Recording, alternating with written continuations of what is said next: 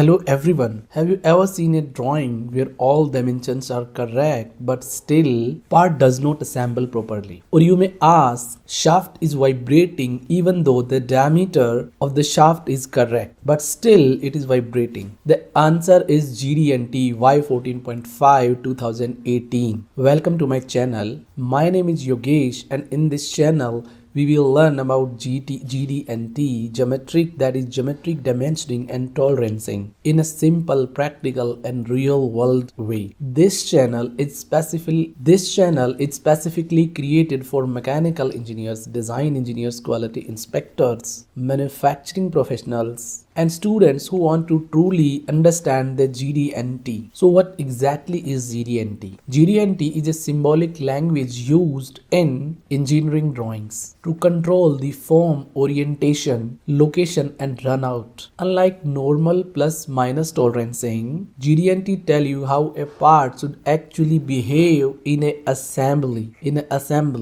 While working, how the part is actually behaving, how the part actually functions. That is why GD&T is widely accepted and widely used in aerospace. That is why GD&T is widely used in automotive, aerospace, general engineering, and medical and precision industries. Now there is a first question that will arise here. Why normal dimensioning is not enough? Let me give you a simple example. Suppose a shaft diameter is within the tolerance limits, but the shaft is bent or it is not concentric.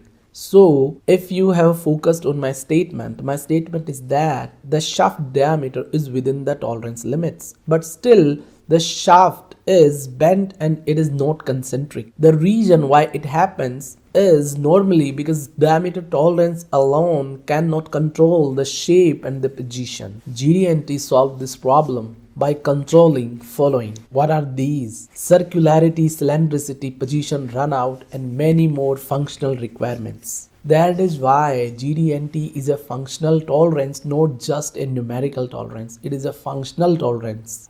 What you will going to learn into my channel, GD&T symbols explain onto the simple mechanical parts, from simple mechanical parts to the complex parts.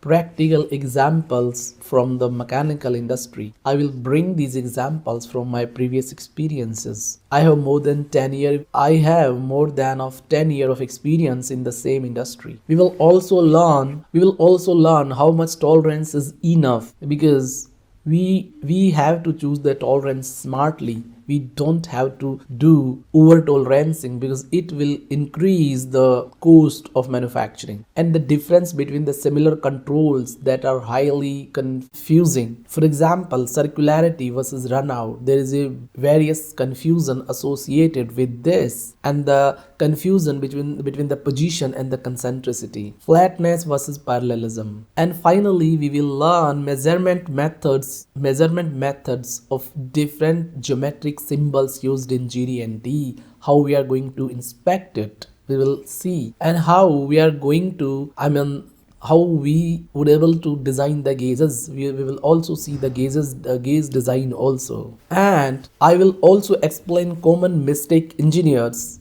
and designers do while tolerating a part. I strongly believe that GD&T is not difficult, but it is explained. My promise to you is no textbook language that I'm going to use, no confusion. I will clear all the confusion, only clear logic, diagrams and practical understanding. If you want to master GD&T, if you want to improve your design quality, watch this video and comment below about what GD&T topic you want me to bring in. And thank you. Let's start learning GD&T the right way, the correct way and the simplest. So guys, on this channel now I'm making a different learning course material in English language, and I believe that this content will be super exciting and energetic and will fuel your engineering mind to solve